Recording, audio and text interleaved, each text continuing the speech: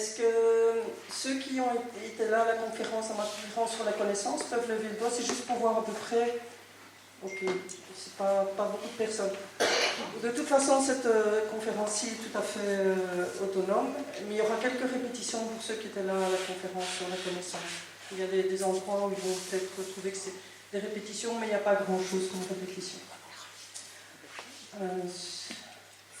Voilà, donc l'intitulé, c'est le cycle terrestre de l'évolution entre l'incarnation et la mort. Et c'est basé sur l'œuvre du professeur José Tomás Eberio. Si tu peux changer la... Voilà. C'est flou, c'est bon, vous pouvez lire. C'est flou? Okay. C'est pas flou? C'est flou? Oui, c'est bon. Vous aurez, tous ceux qui le demandent auront le PDF. Donc, vous n'êtes pas obligé de noter en tout cas ce qu'il y a sur les slides, sauf s'il y a des idées qui vous viennent, vous voulez retenir. Les questions, on les mettra à la fin. Donc, j'ai un peu galéré pour mettre ça dans 1h30. Je vais essayer de tenir le timing. Et donc, je vais pas trop traîner. Donc, le professeur Zeberio est argentin. Il est né en 1912 à Buenos Aires et il est décédé en 2007 à 95 ans. Il avait des capacités de clairvoyance assez extraordinaires et comme il était dans une famille catholique, il en a parlé à ses parents qui l'ont fait exorciser évidemment, donc il a perdu ses capacités une fois. Quand ses capacités sont revenues, il en a reparlé et s'est refait exorciser, donc il n'en a plus parlé quand c'est revenu. Et pendant toute sa vie, en fait, il a travaillé avec ces capacités-là de clairvoyance, clairaudience et de sortie hors du corps pour pouvoir comprendre ce qu'est l'être humain, ce qu'il est venu faire sur Terre. Et vous verrez les détails dans lesquels il a été pour comprendre quelles sont les énergies qui guident la formation du corps, enfin toute l'évolution des êtres humains et finalement expliquer pourquoi on est sur Terre. Il dit aussi, si tout le monde comprenait pourquoi on est sur Terre, il n'y aurait plus de guerre. Si tout le monde travaillait à ce pourquoi il est sur Terre, il n'y aurait plus de guerre. Donc il est rentré au séminaire à 18 ans, mais il n'est pas rentré dans les ordres parce qu'il n'avait pas les mêmes idées que les jésuites. Il a fait un doctorat en anthropologie et en philosophie. Et puis il a beaucoup étudié l'état des sciences, donc c'était dans les années 1930, disons. Il voulait savoir ce qu'on connaissait déjà et essayer de comparer ça avec ce qu'il voyait.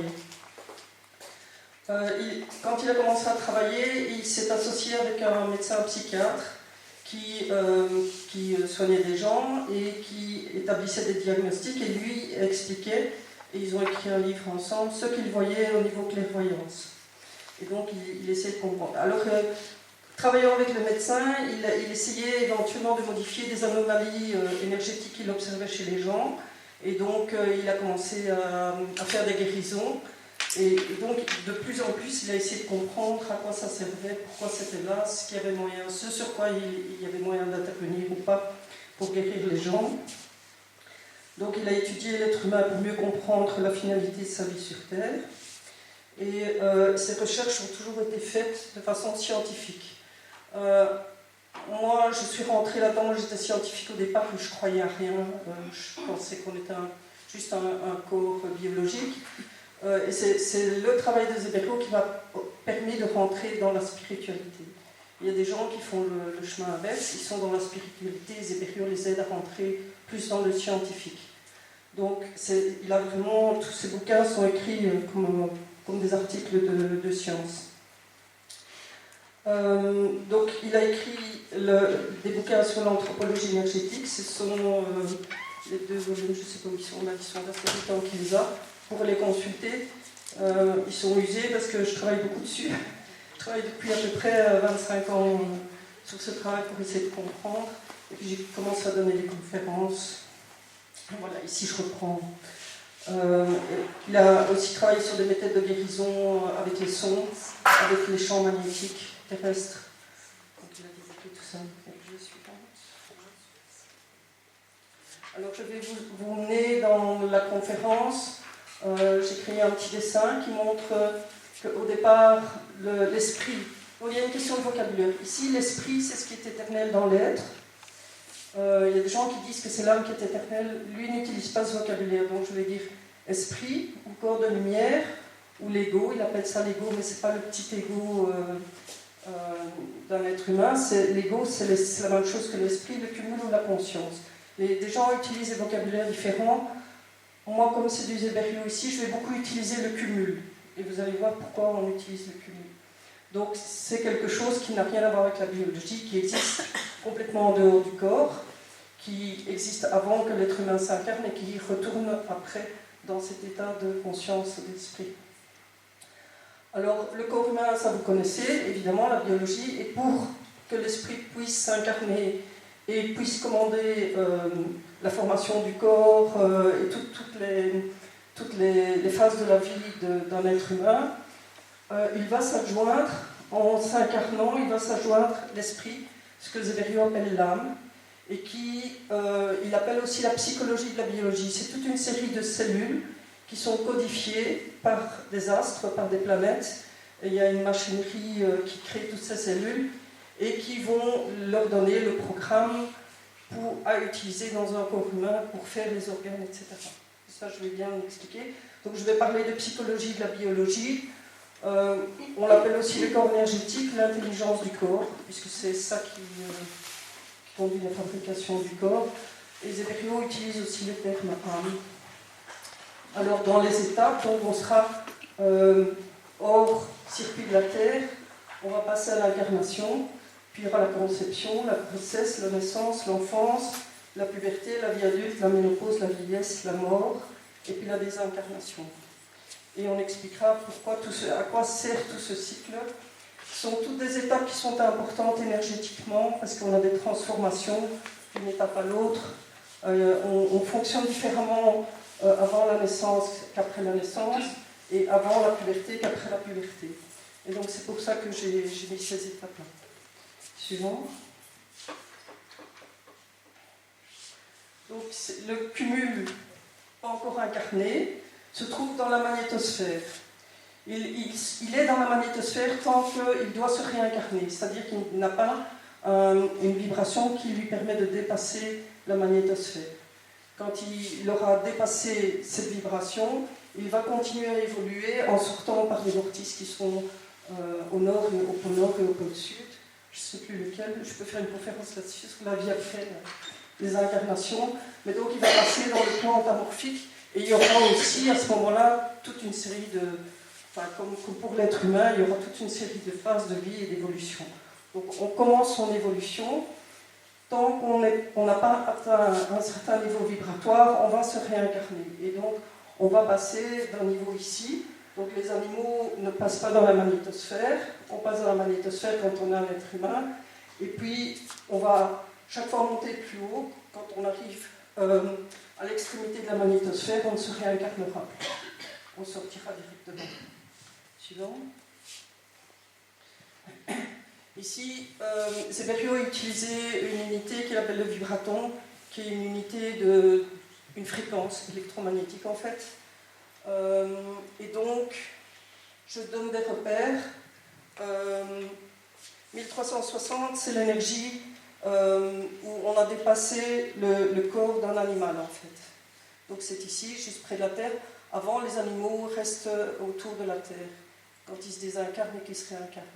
Donc quand on a 1360, on dépasse l'influence psychologique du corps animal. À 2500, on commence à avoir une partie mentale, mais qui est mécanique. Donc on évolue mécaniquement jusqu'à 4000, à peu près. Et quand on arrive à 4000, donc ici, on a une vie que lui appelle la vie de subsistance. Donc on s'occupe à organiser sa vie, avoir des enfants, apprendre à travailler, apprendre à être dans les collectivités, etc. Et à partir de 4000 vibratons, ce qu'on développe surtout, c'est la phase d'existence. Donc c'est quelque chose de plus où on se rapproche de la sagesse, où on philosophe, où on comprend pourquoi on est sur Terre, alors que dans la phase d'ici de subsistance, on s'occupe surtout de survivre et de s'organiser.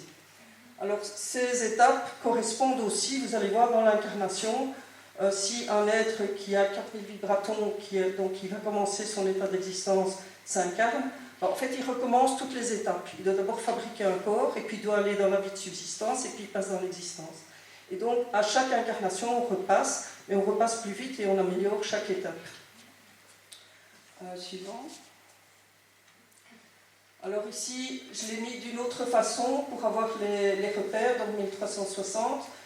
Lui appelle ça un homme primitif, qui n'est pas un homme singe, hein, qui est un homme mais qui fait partie d'un village ou d'un groupe où il n'a pas beaucoup d'autonomie.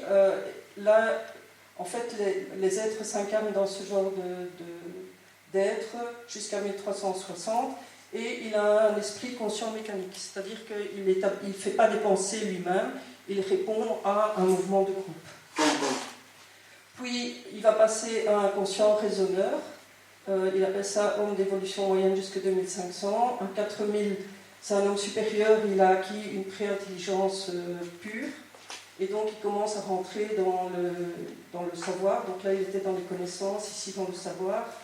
Et l'homme supérieur qui a 4000 vibratons et plus, qui est dans l'intelligence pure et qui pourra mener pendant sa vie ses connaissances, son savoir et sa sagesse jusqu'au bout, et donc acquérir plus de potentiel. Suivante.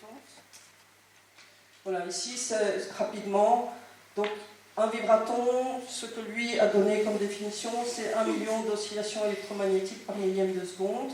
Quand on place ça sur l'échelle de l'électromagnétisme, un vibraton ici, un vibraton, c'est ce qui gère une fourmi.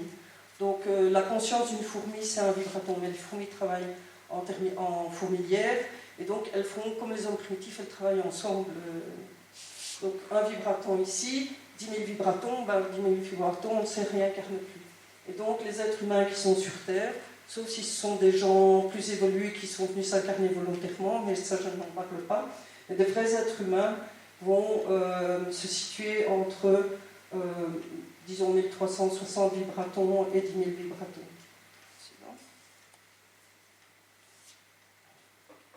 Alors, le but de notre vie et la codification de nos cellules fait que le summum de l'évolution et ce vers quoi on va tendre, c'est d'aller au centre de la galaxie, de notre galaxie, qui est la Voie lactée. Et donc, on est ici, on est dans le système solaire, sur la Terre, on est entre jusqu'à 8000 vibratons, puis on va sortir, on va encore évoluer, puis on va sortir, et puis finalement, on va se retrouver là. Ici, Zéberio dit c'est 400 000 vibratons, c'est là où on doit arriver. C'est une échelle logarithmique, hein. Chaque fois on peut doubler, donc on avance assez vite si on travaille, si on est conscient et qu'on travaille. Et il dit que le créateur de la galaxie, lui, il avait pour créer la galaxie 1 million de vibratons. Alors, il y a des gens qui posent la question, est-ce que c'est Dieu le créateur de la galaxie? Non, pas du tout. Dieu, c'est celui qui a créé toutes les galaxies. Donc, s'il y a 1 milliard de galaxies, Dieu est encore plus puissant que le milliard des galaxies. Donc, on n'est pas encore arrivé... voilà, on a de quoi évoluer, et nous, on va rester ici pendant la conférence. Alors, sur son plan de conscience, donc dans la magnétosphère, voilà ce à quoi ressemble un être. Et c'est pour ça que Zéberio appelle ça un cumul. C'est une série de cellules qui travaillent ensemble. Donc, imaginez-vous que vous êtes déjà des cellules qui travaillent ensemble. Quand on va dépasser le plan de la magnétosphère, on va s'associer à d'autres personnes et on travaillera ensemble. Donc, on fait chaque fois des familles et des groupes de plus en plus importants. Donc c'est très important d'apprendre à travailler ensemble, et Solaris c'est bien pour ça.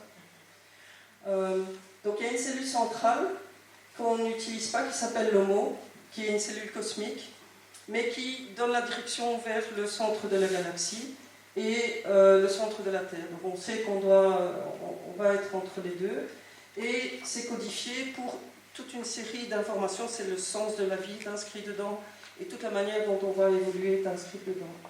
On a des cellules, 4 cellules qui sont associées, qui s'appellent des ondes V. Ondes V parce que c'est de l'énergie de la petite ours, Ursa Minor et Vénus, en communauté espagnole. Et ces 4 cellules se mettent autour avec des tenseurs électromagnétiques vers le mot. Et autour de ça, il y a de l'énergie périsomatique qui sera très importante pour nos incarnations. C'est une énergie qui ressemble un peu à de la gélatine de méduse, qui est collante. Et cette énergie va permettre au corps et à l'esprit de s'associer, et pendant la descente va collecter toutes les énergies nécessaires pour la vie. Ici on voit le cumul en perspective. Donc on voit aussi il y a du périssoma autour, il y a les 4 OMV, il y a le HOMO. Et ici, il y a des énergies qui proviennent de la vie antérieure. Donc quand le cumul est monté, il y a des énergies qui n'ont pas pu être absorbées dans les OMV. Et ces énergies se retrouvent en bas. Ici, elles seront réutilisées dans la vie suivante. On va passer maintenant à l'incarnation. Là, l'incarnation, c'est quand le cumul descend. Suivante. Voilà. Donc c'est le même cumul, mais qui s'est étiré vers le centre de la Terre. Donc l'HOMO a envoyé un transfert électromagnétique qui s'appelle l'axe HOMO-SUBHOMO, dans lequel il y a des cellules hologrammiques, des cellules qui étaient contenues dans le... Et donc ce sont des espèces de programmes et des informations qui vont être nécessaires pour la vie. Les OMV se sont déplacés dans des secteurs qui correspondent à leur potentiel chacun, et ceci de façon à pouvoir attirer chacun des cellules spécifiques pendant leur descente. Ces cellules vont se coller dans le périssoma, qui est ici autour. On a déjà ici, sur le plan de départ, on a déjà des tas de micro-organismes qui se sont collés dans le périssoma, et on va avoir toute une série d'autres cellules qui vont se coller dans le périssoma. Ici, à la base, il y a une énergie qui sort et en fait qui va préparer la connexion avec la biologie. Comme la biologie, c'est au départ une cellule, une fertilisation, enfin un ovule fécondé, et donc l'énergie est très très faible, peut-être un vibraton. Il faut que c'est ici l'énergie spermatique, comme il l'appelle, et des tensions électromagnétiques vraiment très très faibles, sinon il va brûler tout ce qui touche.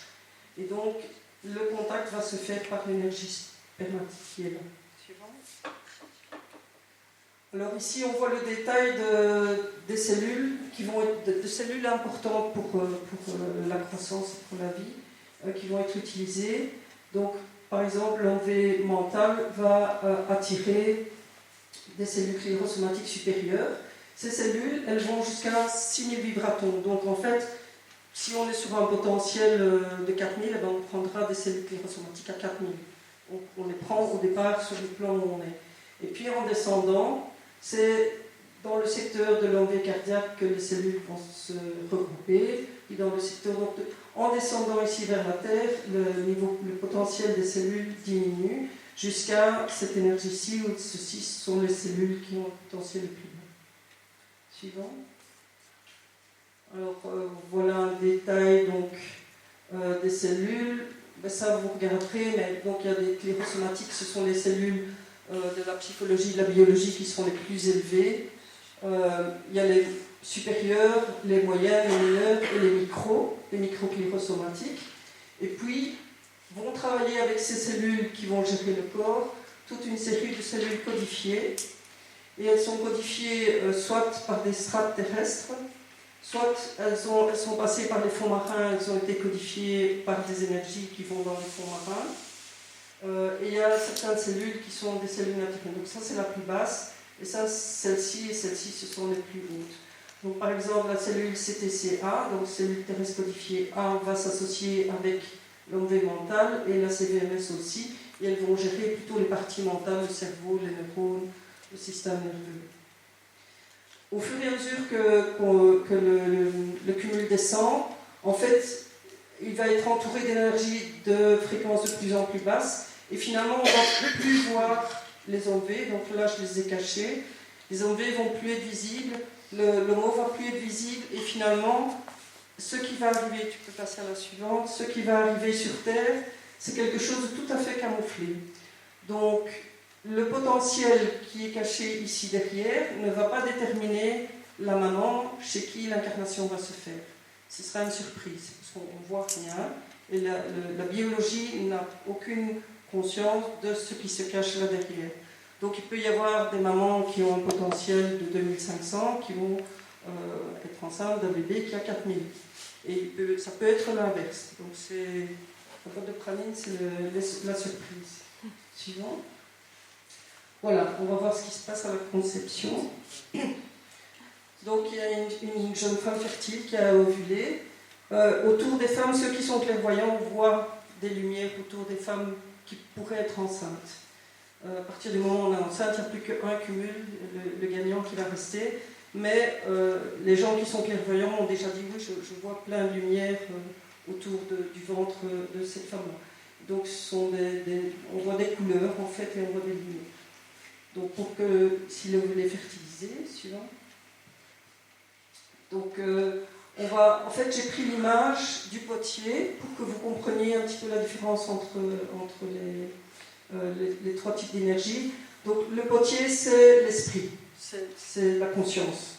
Les mains, le petit couteau ici, l'eau, c'est l'outil, ce sera les cellules codifiées, les cellules périsomatiques et le périssoma. Et le corps biologique, c'est la poitrine. Donc en fait, il faut voir vraiment ça comme ça. On a un esprit qui vient s'incarner grâce à des outils pour former un corps. Et dans la biologie, le corps est codifié par l'ADN. Et ce sont les cellules clirosomatiques qui vont déterminer les gènes qui seront activés et désactivés. Donc il y a vraiment une prise en charge de la biologie par les cellules clirosomatiques. Alors ce qui est important aussi à savoir, c'est que en fait, l'esprit et la biologie sont deux énergies qui tournent dans le sens d'extrogir, positif, donc qui sont des énergies actives, et elles se repoussent. Donc si on essaie de les approcher, on ne peut pas faire d'incarnation parce que la biologie et l'esprit se repoussent. C'est le périssoma qui est une énergie négative qui va permettre le contact. Donc pendant toute la vie, on a du périssoma partout autour de nos cellules, autour de nos organes, autour de notre corps, et qui permettent aux deux de rester. Pendant la descente, le cumul va se charger, s'il a 4000 vibratons au départ, il va se charger de 4000 vibratons d'énergie, qui vont lui permettre d'élaborer des hologrammes pour faire 4000 vibratons d'évolution. Et donc le périssoma va servir à tous les mouvements de vie, il va servir à former les hologrammes, il va servir aux relations, à former des bandes magnétiques avec les gens, il va servir à aider à guérir des maladies. Donc ce périssoma est consommé pendant toute la vie.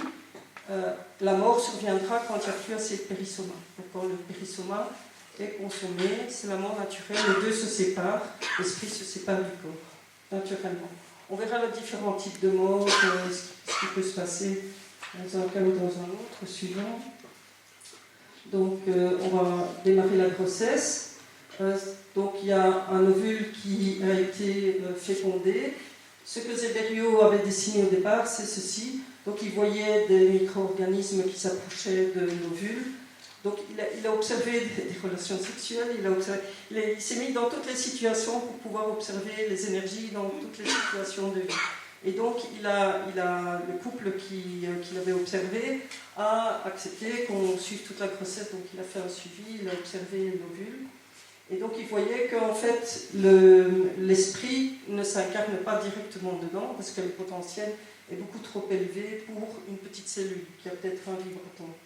Et donc en fait c'est à ça que sert ici l'énergie spermatique. Ce sont des cellules codifiées de très faible puissance qui vont venir juste toucher ici et commencer à commander, à dire à la biologie comment elle doit se multiplier, quel type d'organe elle doit faire, etc. On va voir suivante. Voilà, donc ici on a l'ovule, le spermatozoïde qui s'est fécondé, et puis il y a une première division, deuxième division, etc. Quand on regarde l'évolution ici, en fait, après une semaine, on a déjà toutes les cellules de l'énergie spermatique qui se sont incarnées pour diriger la multiplication des cellules. Donc à partir d'un certain moment, les cellules arrêtent de se multiplier en étant les mêmes, en étant juste le double d'elles-mêmes, elles commencent à avoir des spécificités. Donc on a ici une couche jaune et une couche bleue qui formeront à la fin l'embryon, qui commencent déjà à avoir des spécificités. Mais ce sont ces cellules qui donnent les codes pour dire ce qu'elles doivent faire et quand elles doivent le faire. Ici, si on imagine l'esprit, mais ça je vais vous donner après, il y a un résumé après. Donc la cellule qui est ici, c'est la cellule qui est là, qui est fécondée. Et le cumul va entrer en contact avec son énergie spermatique. Et il y a un laboratoire qui est juste au-dessus ici, dans lequel les cellules biologiques vont être aspirées et dirigées, et on va leur dire ce qu'elles doivent faire, et comment elles doivent se disposer, etc., comment elles doivent se multiplier. Suivant. Donc ici, je vous montrais un peu Donc quand on parle d'une cellule initiale, c'est une cellule souche qui peut devenir n'importe quoi. Il y a un moment, quelqu'un doit dire à ces cellules, tu dois faire un foie, tu dois faire un œil, tu dois faire ceci.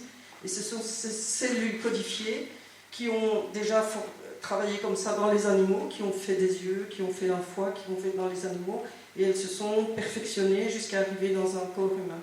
Donc les cellules qui rentrent chez nous ont déjà travaillé précédemment dans d'autres corps, dans des corps d'animaux, puis dans d'autres corps humains. Voilà. Mais elles ont le code. Le code, c'est toujours pour faire la même chose. Une cellule qui est faite pour faire un foie, ce sera toujours pour faire un foie. C'est plus ou moins au potentiel, mais toujours pour faire un foie. Donc ici, on est à la semaine 3. À la semaine 3, on voit déjà, et je vais reprendre ces mouvements-là, que en fait, l'OMV sacré, qui est l'OMV de plus basse fréquence, qui était le plus bas dans le cumul, va contacter l'axe homo-subomo, venir se placer ici, et puis il va aspirer la biologie dans le laboratoire, et c'est les cellules codifiées qui vont gérer ce laboratoire, qui vont expliquer à la biologie comment elles doivent agir. Suivante. Ici, c'était juste pour vous montrer, donc j'ai repris mon cours d'embryologie. Donc au départ, on avait 2 feuillets, puis il y a un 3e feuillet qui va se créer ici. Donc déjà, à la 3e semaine, on a déjà les 3 feuillets qui sont mis en place pour tout ce qui va gérer le corps en finale. Donc l'ectoderme va gérer tout ce qui est la peau, et tout le système nerveux et le cerveau, enfin tout ce qui est neurones.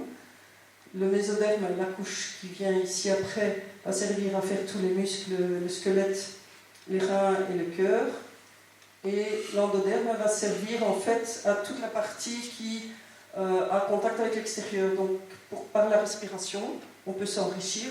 Donc les 2 moyens pour enrichir sa biologie, c'est la respiration et la nourriture. Et donc ceci, c'est l'endoderme qui s'occupe de la respiration et de la nourriture. Voilà. Donc on a dit qu'on avait déjà pris toutes les cellules qui sont ici dans l'énergie spermatique. Maintenant, au fur et à mesure de la croissance de l'embryon et du fœtus, on va petit à petit utiliser les cellules de plus en plus élevées. Donc au départ, on travaille avec l'OMV sacré, c'est lui qui va gérer au moins jusqu'à la naissance du bébé et encore un petit peu après. Donc on va utiliser toutes ces énergies ici quand l'enfant est petit. Puis petit à petit, au cours des différentes phases de la vie, on va utiliser de plus en plus des énergies plus élevées et des énergies mentales. Donc ici, c'est l'énergie sacrée. Ici, c'est l'OMV hépatique. Je fais le lien avec le chakra tout à l'heure, je vous montrerai. Ça, c'est l'OMV cardiaque et ça, c'est l'OMV mental. Donc l'OMV mental, il ne peut pas travailler avec un embryon. Il va juste lui apporter tellement d'énergie que l'embryon va brûler, quoi. Et donc ça se fait chronologiquement. Suivant. Ça, c'est pour vous montrer juste le détail avec lequel Zeberio a travaillé. Donc ça, c'est une microclérosomatique. Vous la verrez dans les dessins sous cette symbolique ici. Et vous voyez qu'il a vraiment étudié ça. Il a déterminé que dans ceci, il y a tel type d'énergie qui est arrivé comme ça, et que le rôle ici de ces tuyaux, c'est ça, etc. Ça, c'est un autre type d'énergie, ça aussi, ça aussi. Et ça, c'est la plus petite des clérosomatiques. Et il a fait ça pour toutes les cellules. Donc il a été aussi à l'endroit où ces cellules se forment, et il a suivi ces cellules dans tous les animaux. Donc il a fait un travail énorme dans les 2 bouquins qui sont là. Il y a aussi toute la botanique, toute la zoologie et toute l'évolution de ces cellules-là. Alors, ces cellules clérosomatiques, c'est un peu les chefs de la psychologie et de la biologie. Celle-ci étant la plus petite, la micro. Elles forment des équipes en fait. Les CTC B, donc les cellules terrestres codifiées B, travaillent avec les cellules terrestres naturelles et les cellules primaires. Et il y a à chaque fois des équipes qui se forment pour gérer le corps. Et ces cellules, comme je vous ai dit, ont de l'expérience de vie dans des corps antérieurs et donc savent très bien ce qu'elles doivent diriger. Ici, celle-ci, par exemple, la CTCA, c'est une double, c'est en fait une cellule qui a des pétales d'un côté et qui a une espèce d'escargot de l'autre côté, celle-ci aussi. Et ici, dans tous les filaments, ici, il y a tous des micro-organismes qui viennent être happés par les cellules et qui vont servir dans la fabrication du corps. Ce sont vraiment des espèces de petits ordinateurs qui ont des codes, qui vont capter toutes les énergies qu'elles ont besoin et qui vont les mettre au bon endroit dans le corps et qui vont à ce moment-là pouvoir diriger le corps. Les plus basses, c'est les cellules primaires, c'est celles qu'on a dans chaque cellule de notre corps. Il y a une cellule primaire ou une cellule pour un groupe de... une cellule du corps pour plusieurs cellules du corps pour une CP, une primaire. Mais donc, l'information pour faire une cellule du corps, savoir quand la cellule doit se reproduire, quand elle doit mourir, comment elle doit se nourrir, elles sont dans les cellules primaires. Suivant. Donc, vous voyez, pour construire un corps, en fait, il faut d'abord faire des cellules, puis faire des tissus qui vont faire des organes, et ces organes doivent fonctionner dans un système complet, par exemple le système digestif, le système respiratoire, pour que le corps fonctionne. Ben, ce sont toutes ces cellules-là, à tous ces niveaux-là, qui vont être utilisées pour faire l'ensemble du corps. Par exemple, les CTCA vont se spécialiser dans la vue, le laryngien, le système nerveux. Les CVMS vont activer les glandes pinéales pituitaires. Donc, toutes ces cellules sont spécialisées, ont des codes qui leur permettent de gérer ce genre de choses. Ici, ce sont les cellules marines. On travaille sur l'utérus, sur les ovaires, enfin, tout le système sacré est fait par des cellules marines. Donc, j'avais dit la peau pour les cellules primaires, les CTN, les cellules terrestres naturelles, vont assurer la fonction du foie, du pancréas, des tissus du diaphragme. Donc, tout ça est bien codifié dans les cellules au départ et ont acquis l'expérience dans d'autres corps avant d'être intégrés dans un corps humain. Suivant. Donc là, on retourne à l'esprit, donc l'homme V qui avait contacté la cellule bio-humaine. Donc il y a un premier mouvement du mental qui va contacter la cellule bio-humaine juste pour l'activer, pour la connecter. Et ensuite, il y a les trois autres hommes V, donc le sacré, l'hépatique et le cardiaque, qui vont se connecter plus bas sur l'axe homo-subomo. Ici, ils vont se connecter là, le sacré, là, l'hépatique et ensuite le cardiaque, le dernier. Et au jour 50, donc après 2 mois, en fait, la connexion est déjà complète, tout est en place en fait. Suivant. Donc si on regarde, donc là c'est dans son premier livre, donc la deuxième partie avec les cellules sclérosomatiques c'est plutôt le deuxième bouquin, mais dans son premier bouquin il travaille plutôt sur le cumul. Et donc ici il montre que le cumul est complètement à l'extérieur et qu'il a juste une connexion avec le ventre du fœtus à 30 jours. On dit encore l'embryon je crois à 30 jours.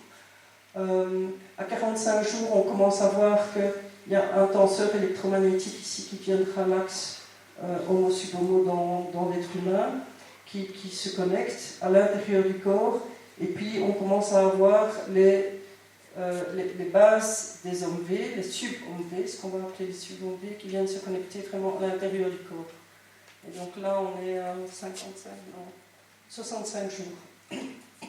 Donc on voit déjà qu'à 65 jours en fait, et c'est un problème si on fait un avortement, pratiquement toutes les énergies du cumul sont déjà intégrées dans le corps.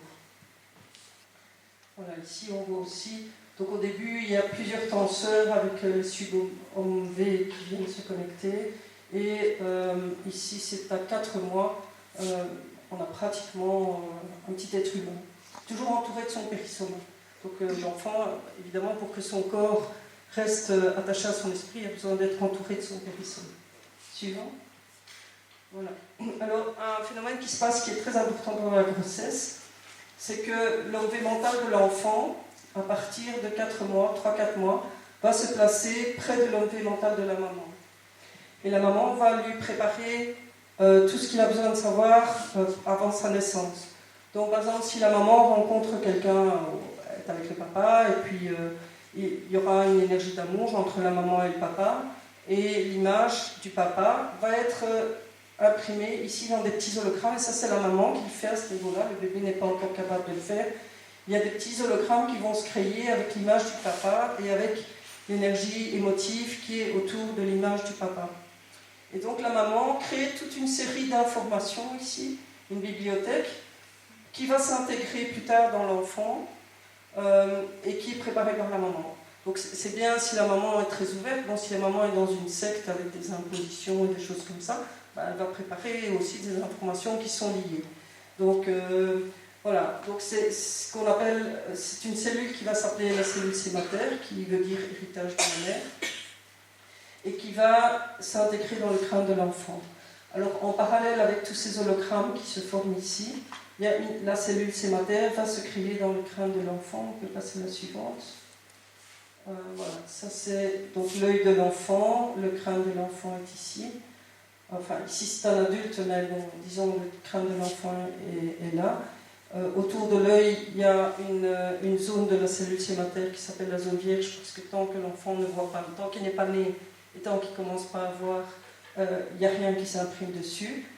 Et les hologrammes de la maman vont venir se placer ici dans la couche panoramique de la sématère. Il y a une couche de culture générale aussi que la maman peut préimprimer, mais pas complètement. Et alors la couche de connaissances ici, elle est tout à fait vierge, elle sera utilisée par l'enfant pour mettre ses propres connaissances quand il sera plus âgé. Donc tu peux changer la slide. Oui. Donc il est très important de mettre la future maman dans des conditions très bonnes. Donc quelqu'un une fois passé qui m'a dit, et le papa il fait quoi? Le papa il doit prendre soin de la maman.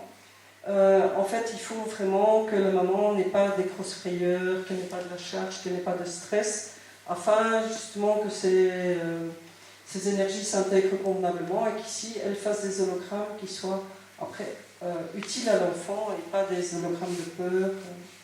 Je ne sais pas pendant le Covid ce qui s'est passé, mais les enfants qui sont nés là, ils ont été plutôt dans le stress et la peur, je pense, chez certaines personnes. Donc c'est très important de communiquer des pensées positives à l'enfant. Il les sent déjà, les CTN, les cellules terrestres naturelles, sont des cellules qui sont très très sensibles et qui permettent à l'enfant déjà de sentir les énergies, des pensées de la maman. Alors parfois on a des cumuls, par exemple si la personne avant l'incarnation c'est quelqu'un qui s'est fait tuer pendant la guerre, donc ce cumul-là a subi des traumatismes.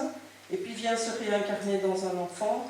Si la maman chante des berceuses, la musique, ou écoute de la musique classique, on dit souvent classique, mais ça peut être n'importe quelle musique thérapeutique, ils vont nettoyer en fait les anciens blocages des incarnations précédentes. Donc c'est important. Des bains de musique classique, des bains de musique spirituelle, c'est important pour les femmes enceintes. Voilà. Donc, il ne faut pas que la maman ait envie, évidemment, d'avorter de l'enfant ou se dire, je ne sais pas quand il sera là, qu'est-ce qu'il va devenir. L'enfant sent toutes ces énergies. Et Zéberio a traité des enfants qui avaient des envies suicidaires. Et en fait, c'était des pensées de la mère qui voulait se débarrasser de l'enfant. Donc l'enfant ne comprenait pas pourquoi il vivait. Et donc, ça a des conséquences très importantes. Donc, c'est important. Les pensées de la mère pendant la grossesse sont très importantes. Donc, si la mère a assisté à un accident, par exemple, elle peut avoir très peur. À ce moment-là, ça peut complètement perturber toutes les cellules qui sont ici. Et l'incarnation de ces cellules dans la tête du bébé pourrait se faire dans des zones qui ne correspondent pas. Et donc, l'enfant peut être un peu perdu pour s'y retrouver au début. Donc, tout ça, après, quand l'enfant va commencer à agir par lui-même, réfléchir par lui-même, poser des questions, ça peut se mettre en place si l'enfant a envie. Mais ça peut créer des perturbations et des retards mentaux après la naissance. Oui, suivant. Voilà, on va passer à la naissance. Donc la naissance, évidemment, il y a toutes les cellules qui viennent s'intégrer, de la maman qui vient s'intégrer. Donc l'enfant va disposer d'une base de données imprégnée des émotions de la maman dans la sématère. Et donc il va être prêt, en fait, il va déjà reconnaître un tas de personnes, il va déjà savoir ce qui est gentil, qui est méchant. Bon, si la maman a été pendant sa grossesse attaquée par un chien, peut-être qu'il aura peur des chiens, mais d'autre part, pendant son enfance, il peut retravailler là-dessus, il peut voir un autre chien qui est gentil et surimposer en fait sa connaissance aux connaissances de la maman. Et donc la préparation de la maman, c'est extrêmement important. Alors il y a les images qui se situent ici en haut, de toutes les images qui sont formées dans les hologrammes sont situées ici, et ici en dessous, en fait, on a la subsématère qui va enregistrer les mots associés, enfin les mots auditifs associés. Donc si on dit Robert, lui il voit l'image de Robert, mais le son Robert va être imprimé dans un hologramme ici qui est connecté à Robert dans la subsémateur. Donc parfois quand on cherche un mot qu'on a sur le bout de la langue, en fait on l'a pas sur le bout de la langue, le mot qu'on cherche il est dans la subsémateur. Donc nous, automatiquement on va chercher dans notre subsémateur les sons qui correspondent à ce qu'on cherche. Suivant.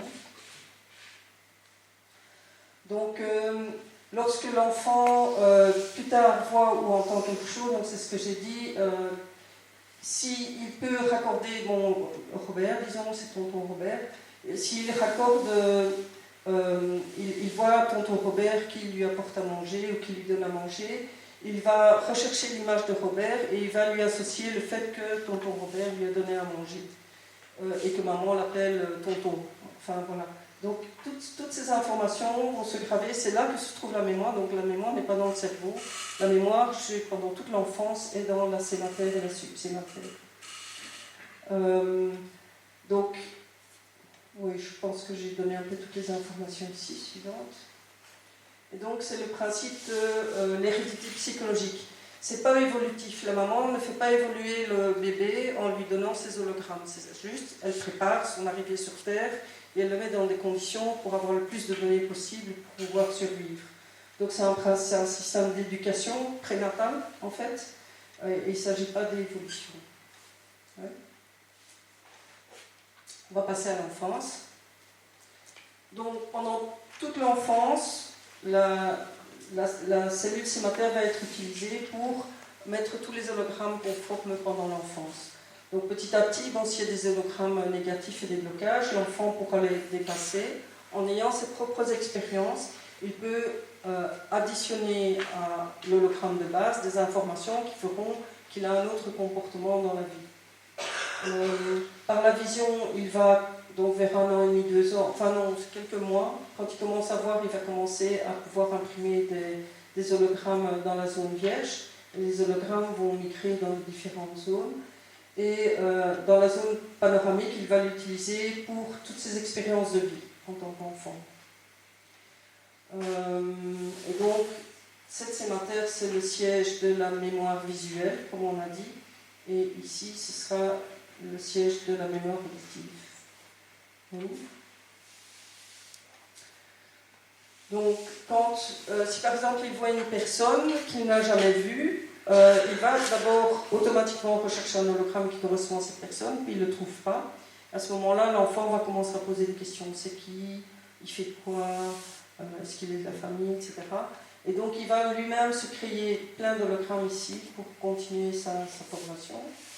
Quand il va aller à l'école, il va donc il va avoir une figure générale, il va mettre ses hologrammes ici. Et puis, petit à petit, vers 7-8 ans, il va commencer à développer des connaissances. Il va à l'école, il apprend à lire, à écrire, il apprend un peu d'histoire. Et donc, il va mettre ses connaissances dans la partie connaissances de la sématère. Donc, c'est principalement l'outil de mémoire que l'enfant va utiliser. Voilà, suivante. Donc, ici, on voit de face, en fait, donc la sématère vue d'en face, qui profile. On voit qu'elle est liée au système auditif. La subsématère qui est ici en dessous, qui enregistre tous les mots qui sont associés aux images qui sont dans la sématère. Dans les images qui sont associées ici, ce n'est pas que l'image, c'est toute l'expérience qui correspond à l'image, hein, c'est un hologramme. Et à un moment, il va y avoir le vortice laryngien qui va se développer. Tant que l'enfant ne parle pas, il n'y a pas de vortice laryngien. Et ce vortice laryngien va servir principalement à drainer des énergies hors du corps, donc des hologrammes qui ne servent plus ou de la biologie qui ne servent plus, tout va être de l'énergie biologique. Tout va sortir par le vortice laryngien. Donc au départ, chez l'enfant, il est tout petit, et puis il grandit au fur et à mesure que l'enfant parle et se développe. Alors c'est un vortice qui n'est pas donc lié comme les autres vortices, on le verra plus tard, mais qui n'est pas lié au vortice A1V. C'est un vortice qui est tout seul ici, qui est principalement un outil de drainage. Tant que l'enfant ne parle pas, en fait, le drainage doit se faire d'une autre façon. C'est pour ça que l'enfant a des diarrhées, des rhumes et des maladies infantiles. Donc, est-ce qu'il faut, si la maladie infantile n'est pas grave, est-ce qu'il ne faut pas mieux laisser drainer le corps par les maladies infantiles que de faire vacciner? on peut se poser la question. Vraiment, il ne faut pas que ça mette en danger la vie de l'enfant. Et donc, dès qu'il part, donc, il va avoir ce vortice laryngien qui va se développer et qui sera très important dans toute la vie de l'être adulte aussi. On le voit ici chez l'être adulte aussi. Alors, à partir de 3 mois, l'enfant ne sait pas encore émettre des bandes magnétiques pour communiquer avec d'autres êtres humains. Il va utiliser sa vue et son ouïe pour créer des bandes magnétiques à partir de ces organes-là. Et si quelqu'un lui envoie une bande magnétique, donc un adulte veut avoir un contact avec l'enfant, en fait, les cellules terrestres naturelles dans le corps de l'enfant sont très sensibles et l'enfant va percevoir quelque chose. Mais ce n'est pas vraiment un lien fort. Donc les enfants qui sont adoptés, par exemple, ils n'ont pas beaucoup de bandes magnétiques au départ avec leur première maman. Et quand ils seront adoptés, ils vont créer les bandes magnétiques plus tard avec les nouveaux parents. Donc il vaut mieux, si on adopte, essayer d'avoir des enfants le plus jeunes possible, évidemment, tenant toujours compte que c'est la vraie maman qui a donné les premiers hologrammes de la cellule sématère. Donc il pourrait y avoir un décalage au départ, mais qui est compréhensible. Alors, dès 3 ans, il peut commencer à faire des bandes magnétiques. Donc les bandes magnétiques sortent par le plexus solaire. Donc chez l'adulte aussi, ça continue, c'est par le plexus solaire. Et donc, à peu près à 3 ans, il y a des cellules microclérosomatiques qui vont se situer, 2 cellules superposées au niveau du plexus solaire, et l'enfant pourra commencer à émettre des bandes magnétiques vers les gens. Alors, je vais expliquer après comment fonctionnent les bandes magnétiques. Et donc ici, on voit du plexus solaire d'un enfant, il va envoyer une bande magnétique vers le plexus solaire de l'autre enfant. Et donc là, il va enregistrer dans cette bande magnétique toutes les mémoires de la relation. Donc, on va voir en fait, mais je vais l'expliquer tout à l'heure. Donc, c'est la relation de moi à Delphine, par exemple, vont être enregistrées dans la bande magnétique que moi j'ai envoyée à Delphine.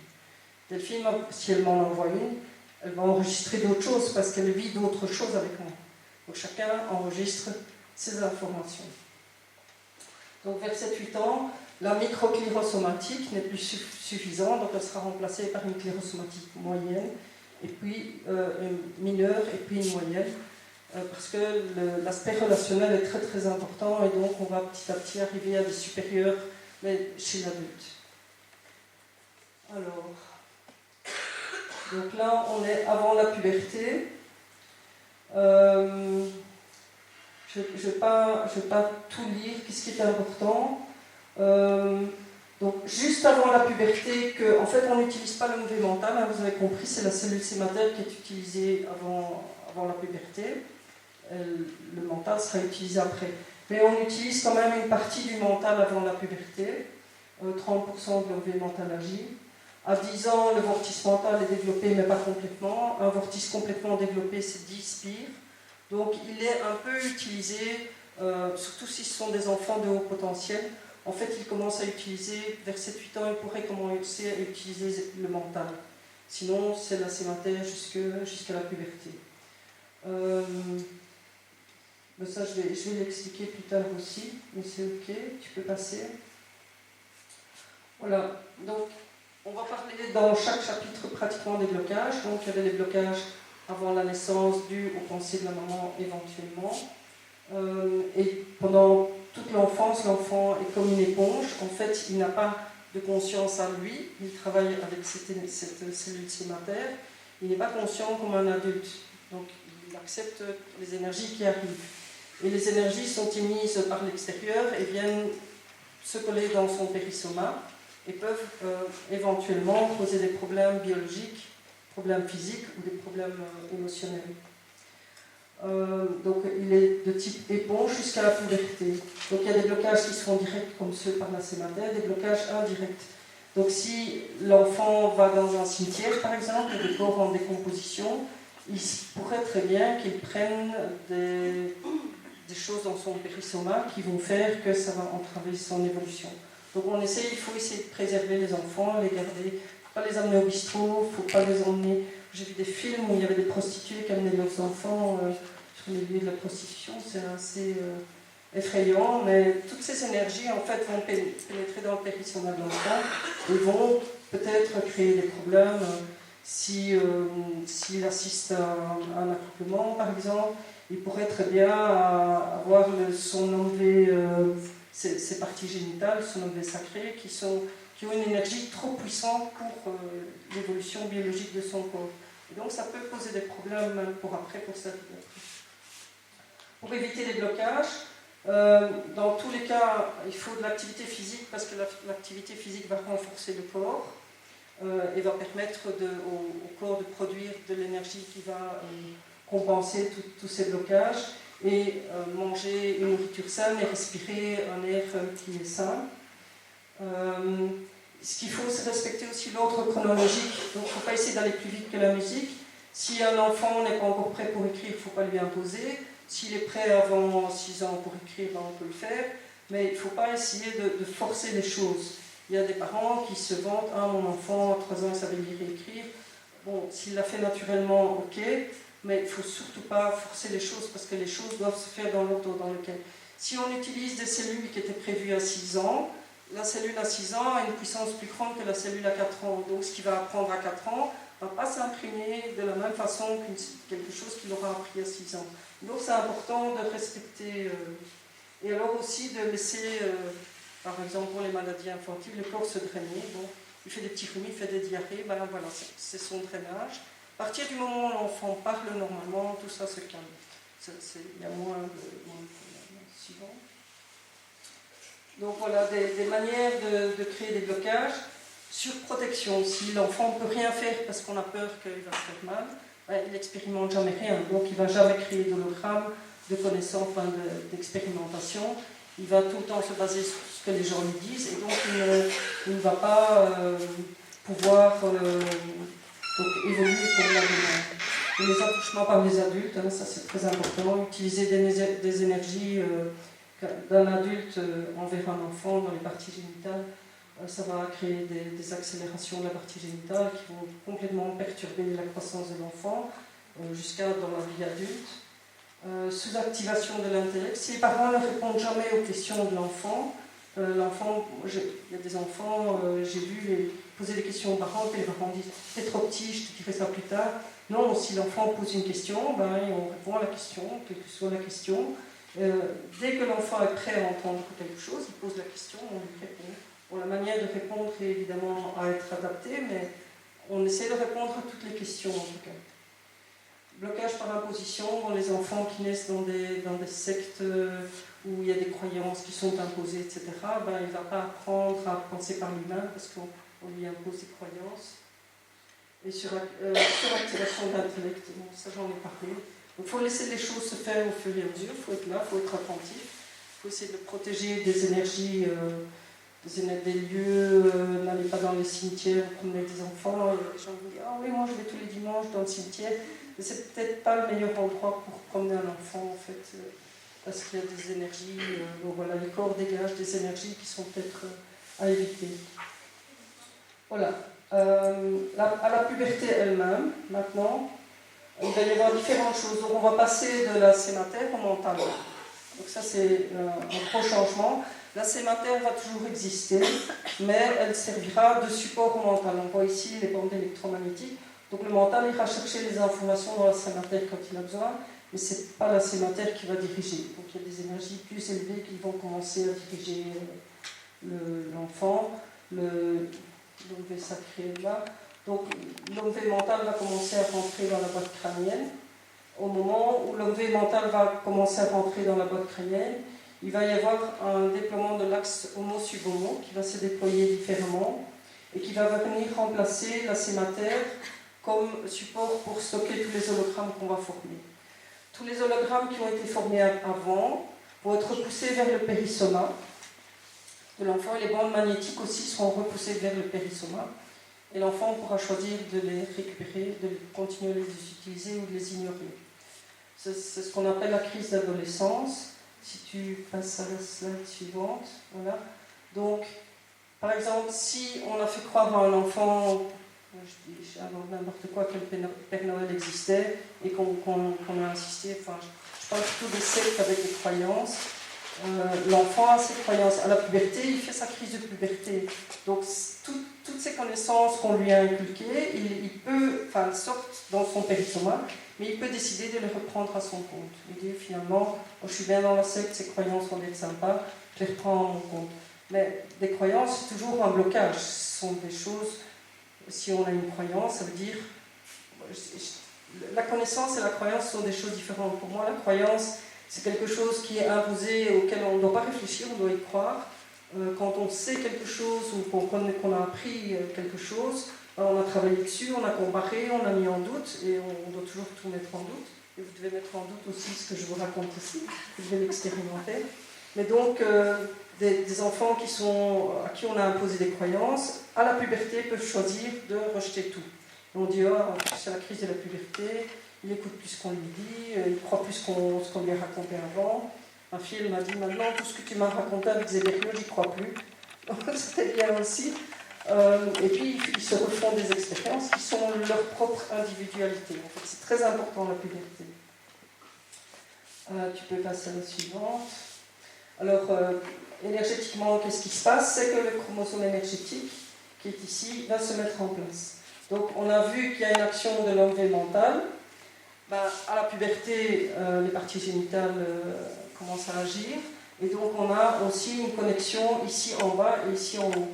Et le tenseur homo-subhomo va s'étendre et envoyer des tenseurs électromagnétiques pour former cette structure qu'on voit ici en vert autour de l'omvé sacré, en rouge ici, là, ici et ici pour l'omvé hépatique, et l'omvé cardiaque ici, là et ici.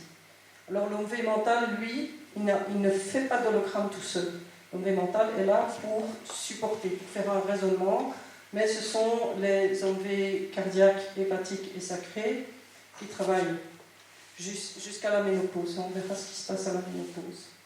Donc en fait, le mouvement principal à la puberté, c'est que l'énergie ici, l'omvé mental rentre et va se positionner, le subomvé à l'occiput, et l'omvé mental et le vortice mental sont ici au-dessus, et l'omvé sacré s'ancre. Et alors on a toute cette structure qui se met en place dans le corps pour stocker tous les hologrammes de connaissances, de savoir qu'on va former au cours de la vie.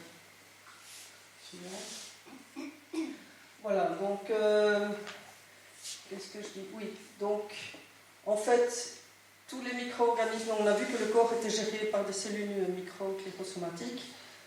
Ces cellules qui géraient le corps jusqu'à la puberté vont rentrer à l'intérieur du corps et gérer les organes des adultes. Donc toutes les cellules microclérosomatiques vont aller, donc le foie va être géré par une microclérosomatique, donc il ne sera plus dans la sématère, près de la sématère, il sera là. Le plexus solaire va aussi acquérir des cellules clérosomatiques supérieures pour faire des bandes magnétiques plus puissantes. Les organes ont fini leur croissance et donc tout le plasma incorporel, donc toutes les énergies qui sont produites par le corps, vont pouvoir être utilisées pour autre chose que la croissance de l'organe.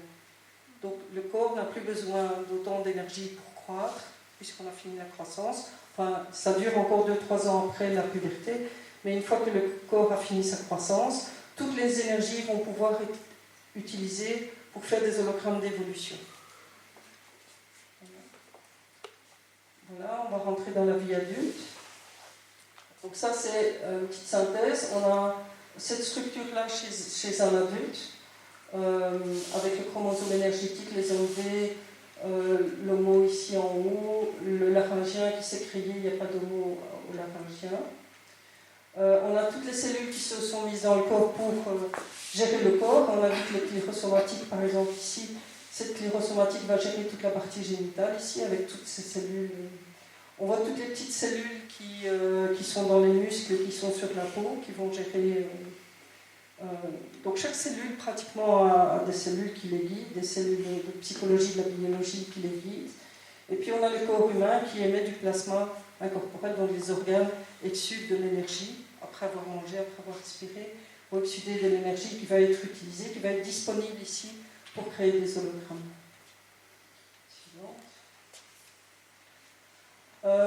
Les vortices. Donc les vortices, en fait, ils proviennent du frottement entre deux énergies. Donc le fait qu'il y a une énergie égoïque ou une énergie de la psychologie, de la biologie qui est en contact avec le périssoma, il va se créer un vortice entre les deux. Et donc ces vortices, en fait, sont dus à la pénétration dans le périssoma de l'ego, en fait. L'OV est ici, et donc ici, il va se créer un vortice. Alors, on va voir comment les vortices se créent. Donc, chez l'adulte, normalement, si c'est un adulte, disons qu'il y a plus que 2500 vibratons, on aura 10 spires pour chaque vortice. On a retrouvé vraiment cette image-là chez tous les êtres humains. Un suivant. Alors, si on a plus que 4000 vibratons, le mental a besoin d'une énergie auxiliaire et il va créer ce qu'on appelle un troisième positif. Pourquoi troisième? En fait, dans les OMV, il y a 2 OMV passifs et 2 OMV actifs. Donc le mental et l'hépatique sont des OMV actifs et le cardiaque et le sacré sont des OMV passifs. Ça veut dire que les ions sont des énergies qui prennent ou qui émettent en fait. Et donc le troisième positif, ici, va être créé par le mental, qui est le premier positif, le deuxième étant l'hépatique. Il va émettre un tenseur électromagnétique et créer cette cellule qui s'appelle le troisième positif et qui va être en charge de tout ce qui est automatique.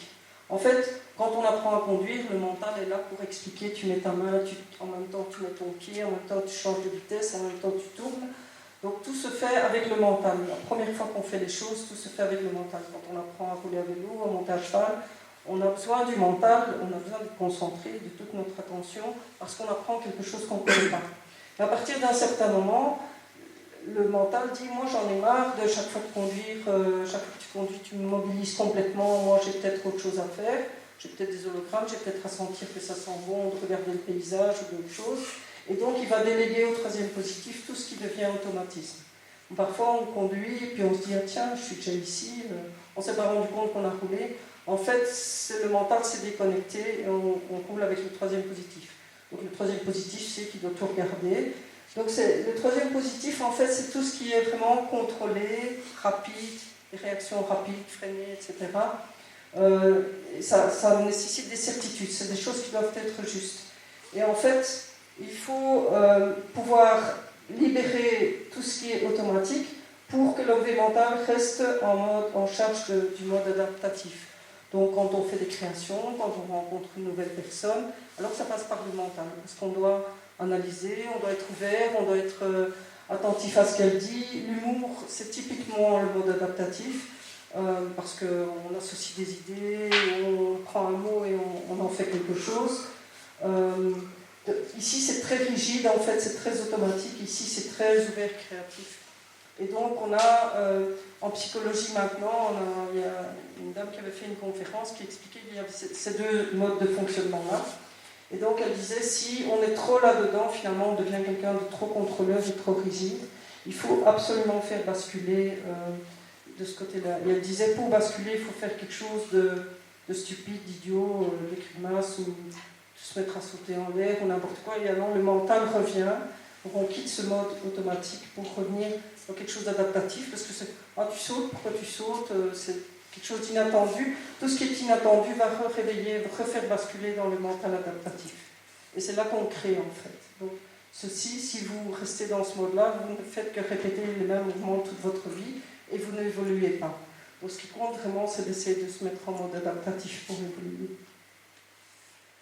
Alors, donc ça c'est pour montrer un peu les valeurs des énergies dans le corps humain. Donc le plasma incorporel qui est exsudé par les organes, il peut aller jusqu'à 500 vibratons. Donc le foie et le pancréas ont 500 vibratons.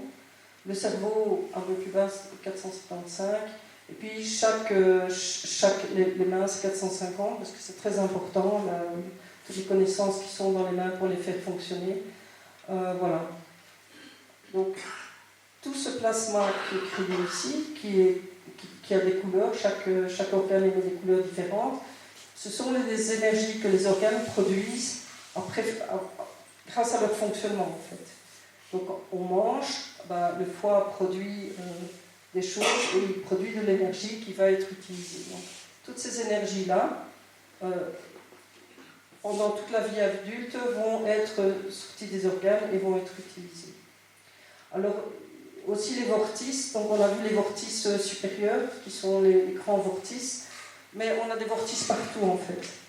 Donc le périssoma est attaché au corps biologique par des vortices. Donc si quelqu'un, et c'est un peu l'effet Kirlian en fait, donc tous les endroits où le périssoma il doit être attaché au corps, sinon on meurt, ce sont tous des petits vortices. Il y a une énergie qui rentre dans une autre énergie, ce contact-là produit des vortices. Donc on a des petits vortices qui recouvrent toute la zone somatique, tout le corps. On a aux articulations des vortices un peu plus grands, des moyens, puis on a les grands aux paumes des mains. Parfois on les sent quand on travaille le chi. On peut sentir en fait la pression d'un vortice sur l'autre, entre les mains. On a la même chose aux pieds. Et les majeurs dans les zones du crâne. Les organes, eux, sont gérés par des clérosomatiques, ils ne sont pas gérés par des vortices. Donc voilà, ils n'ont pas de vortices. Donc là, je donne juste la structure de la hiérarchie. Donc au fur et à mesure qu'on devient adulte, les microclérosomatiques continueront à s'occuper de fonctions mineures. Elles vont faire appel à une clérosomatique mineure et son équipe pour gérer par exemple l'organe, puis ils vont faire appel à une moyenne et son équipe pour gérer l'organe jusqu'à la supérieure.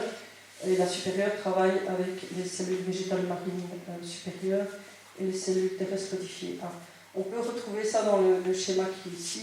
On voit une microclérosomatique, une clérosomatique mineure, voilà une moyenne. Et puis dans le crâne, il y a 2 clérosomatiques supérieures. Alors, je pense que j'ai fait un dessin. Les clérosomatiques supérieures, il y en a 2 dans le crâne, il y en a 2 au plexus solaire, et il y en a une à chaque subombé. Ça, voilà. Donc ça, je vous l'avais déjà montré. Donc, dans un corps adulte, la microclérosomatique, c'est le subinconscient. C'est la conscience des organes, en fait. Donc, c'est une conscience auquel on n'a pas accès normalement. La clérosomatique mineure, c'est l'inconscient. La clérosomatique moyenne, c'est le subconscient. Et le conscient, les supérieurs sont déjà la conscience de la biologie, en fait. Ce n'est pas une conscience comme le mental, mais c'est quand même une conscience à ce niveau biologique, enfin, la psychologie de la biologie. Toutes les clérosomatiques et toutes les cellules codifiées ont un noyau central qui contient leur programme. Et le corps de la cellule, c'est pour pouvoir agir dans le corps. Oui.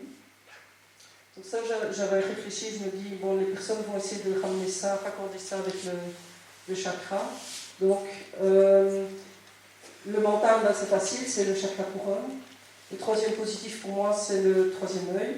Parce que le troisième positif, en fait, c'est une énergie mobile qui peut aller voir, en fait, par projection de conscience, qui est mobile, qui peut aller ailleurs, cueillir des informations. Donc quand on fait du remote viewing, c'est cette cellule-là qu'on va utiliser. Le vortice laryngien qui est là. Donc, pour des gens, ils disent que c'est un chakra de la gorge, mais en fait, quand on utilise le terme chakra, on utilise le même terme pour des énergies qui sont différentes pour ces berrios. Donc par exemple, ici, à l'OV sacré, le sub-OV, c'est vraiment une cellule clérosomatique, mais au laryngien, c'est vrai qu'il y a un corneille, il y a quelque chose qu'on peut voir par clairvoyance, mais ce n'est pas un chakra. Pour ces berrios, ça n'a pas la même fonction. La fonction du sub-OV ici, avec l'OV, est tout à fait différente de la fonction du laryngien, qui est un organe d'expulsion. Alors aussi, le plexus solaire, en fait, pour ces berrios, ce sont 2 clérosomatiques qui se situent au niveau du plexus solaire et qui travaillent ensemble. Le sub-OV hépatique, c'est le chakra du hara, et le sub-OV sacré, c'est le chakra racine. Voilà, donc on a quand même une correspondance. Je dirais que quand on parle de chakra, on utilise le même terme pour des choses qui sont différentes pour ces berrios. Suivante. Alors ici, ça c'est un peu le trivium, donc c'est la manière d'apprendre. Quand on va faire des hologrammes, on va un peu suivre cette chronologie. Donc on parle d'informations de départ, on a été à une conférence, on a entendu des choses sur ces berrios. Ce n'est que de l'information. Si vous ne réactivez pas ça, vous n'en faites rien, vous ne faites pas de lien avec d'autres choses que vous connaissez, après peu de temps, les hologrammes que vous avez formés, d'informations que vous avez formées ce soir, vont être expulsés par le laryngien. Quand vous parlez, pendant que vous parlez, il y a un drainage qui se fait, ou ça peut aussi passer dans des rêves, enfin c'est drainé.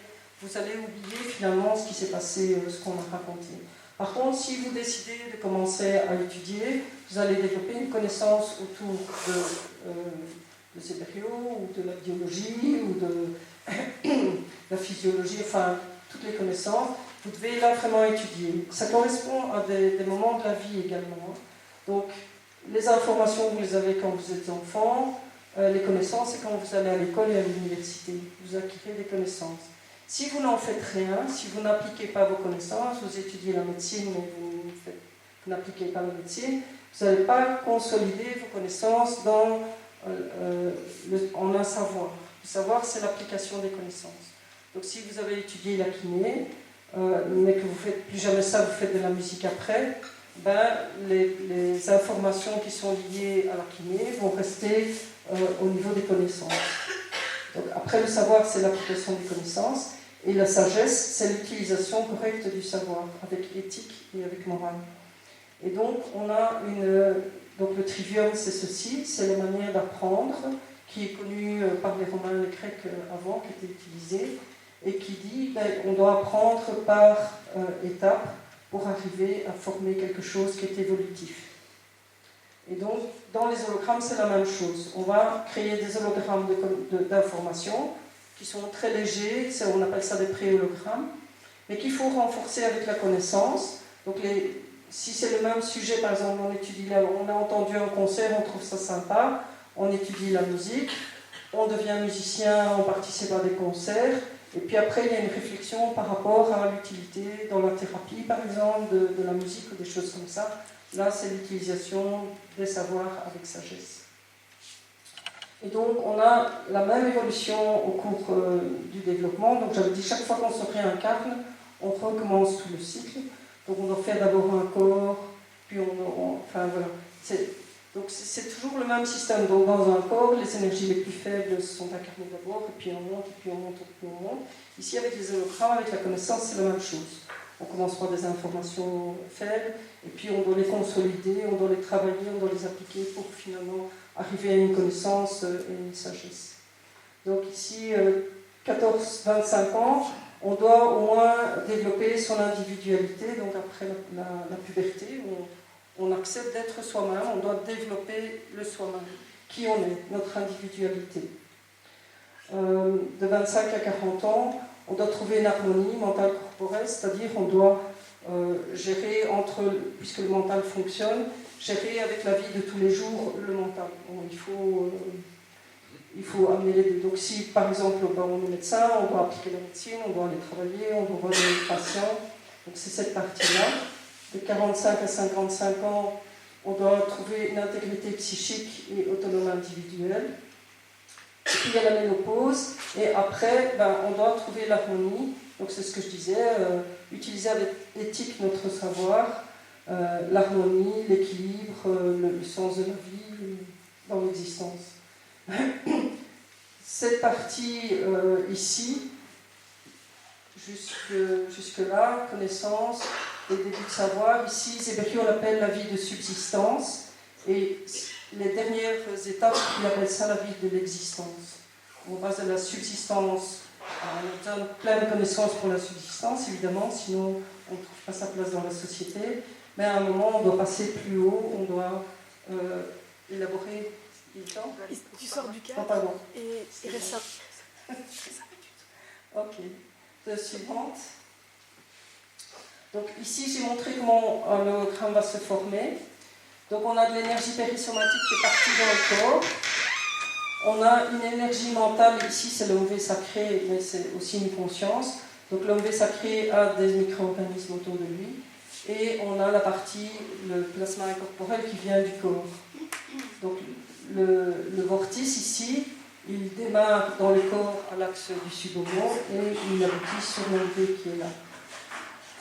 Donc l'énergie périssomatique ici, va être comprimé entre le plasma incorporel, et donc c'est important qu'on mange convenablement, etc., pour avoir un plasma incorporel solide.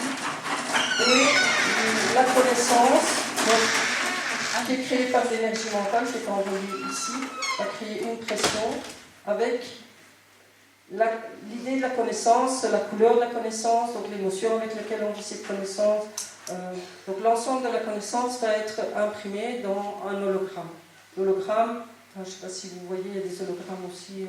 Donc ce sont des objets très faibles qui contiennent le tout. Hein. On dit donc, cet hologramme contient toute l'expérience. Donc l'impression ici va contenir à l'intérieur toute la connaissance de ce qui s'est passé au moment où il s'est formé. Et donc par exemple, on va faire un hologramme d'information parce qu'on a été à une conférence. On aura un hologramme qui va, ici il y a le chromosome énergétique qui va aller se placer dans le chromosome énergétique. Si on réactive et on acquiert des connaissances, il y a des hologrammes supplémentaires de même nature parce que c'est le même sujet qui vont s'additionner. Et petit à petit, on va avoir de plus en plus d'hologrammes. Suivante. Voilà, ici j'ai dessiné un petit peu de l'information, la connaissance, le savoir et la sagesse, une image, j'ai pris un mur, hein, avec des hologrammes qui se sont superposés. Et petit à petit, on ajoute dans le même sujet, par exemple, vous étudiez la musique. Au début, vous avez juste entendu parler de musique, puis vous avez étudié les gammes, puis vous avez étudié le solfège, puis après, vous utilisez un instrument de musique et vous faites des concerts, et puis vous essayez de trouver la finalité de la musique, par exemple. Donc c'est une croissance dans le potentiel énergétique des connaissances.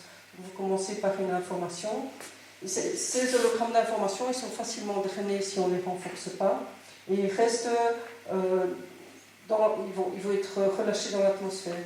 Si on commence à faire des hologrammes de connaissances, en fait, ces informations vont vraiment rentrer dans la couche, donc le chromosome énergétique, mais dans une partie extérieure du chromosome énergétique, qu'on appelle la couche atmosphère.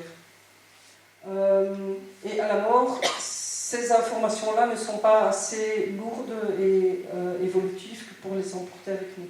Donc ça va être relâché. Par contre, si on a des hologrammes de savoir, on a construit une connaissance beaucoup plus élevée. Ces hologrammes vont se mettre dans la couche anthropologique, donc géologique de l'être, et elles vont pouvoir être intégrées après dans l'esprit, parce que la connaissance est complète. Donc au cours de nos vies successives, en général, on ne retravaille pas la même chose, sinon c'est que de la répétition, et finalement on n'évolue pas. Donc si quelqu'un s'est incarné, il a fait un bon musicien, puis il se réincarne, oui, il fera un bon musicien parce qu'il connaît déjà toute la musique, mais en fait, s'il fait la même chose, en fait, il n'évolue pas vraiment. Maintenant, s'il commence à étudier la musique sous l'aspect de l'électromagnétisme, de l'influence sur l'énergie et des choses comme ça, alors ce sont d'autres connaissances. Donc il pourra de nouveau les intégrer. Donc la répétition est antinomique avec l'évolution. Si on répète les choses, on fait toujours la même chose, et qu'on veut rester dans un mode contrôle, on n'évolue pas. Il faut vraiment basculer sur des modes créatifs. Oui. Là, je pense, oui. Donc on peut faire à peu près des bandes magnétiques, on peut en faire à peu près 5000 à partir de son plexus solaire. Donc on a dit le plexus solaire, ce sont deux cellules clérosomatiques supérieures superposées. Je dois accélérer parce que... Il reste 1 minute. Oui. Voilà, ici, ça c'est l'image des bandes magnétiques. Donc une personne veut créer un lien d'amitié avec quelqu'un d'autre, il lui envoie une bande magnétique qui part d'un secteur de son plexus solaire qui correspond aux amitiés. Donc il l'envoie vers une deuxième personne qui n'est pas dessinée mais qui est ici son plexus solaire et le projette. Donc la personne qui reçoit la bande magnétique peut accepter d'être indifférent. Donc la bande magnétique reste dans le périssoma et ça ne va pas s'attacher à la personne. Mais si la personne veut créer également un contact avec la première, elle va accepter que la bande magnétique aille dans son plexus solaire. Mais il se peut, par exemple, lui, il voulait faire une amitié, et lui, peut-être qu'il voulait faire une relation amoureuse. Et donc, le secteur dans lequel la bande va être reçue dépend de la personne qui va recevoir la bande. Et donc, ici, il va préférer une bande magnétique, mais de relation amoureuse vers l'autre, mais les informations, évidemment, sont très différentes sur une bande magnétique et sur une bande magnétique. Sur la première bande magnétique, c'est toute l'expérience de la relation du premier. Et sur la deuxième bande magnétique, c'est toute l'expérience de la relation par le second. Alors, c'est important parce qu'à la mort, en fait, ça peut expliquer certaines choses que je dis. Donc, le plexus solaire, c'est le siège de la mémoire relationnelle. Tous les hologrammes qui sont formés par des relations, et par tout ce qui se passe de relationnel, sont contenus dans les bandes magnétiques, qui malheureusement ne seront pas emportés comme évolutifs. Donc, c'est juste... c'est très important, il faut des relations, il ne faut pas vivre dans une grotte, mais ce ne sont pas des énergies évolutives. Alors ici, bon, quand il étudiait avec le médecin, il avait noté que les vortices pouvaient être remplis d'une énergie opaque, qu'il appelait des opacités.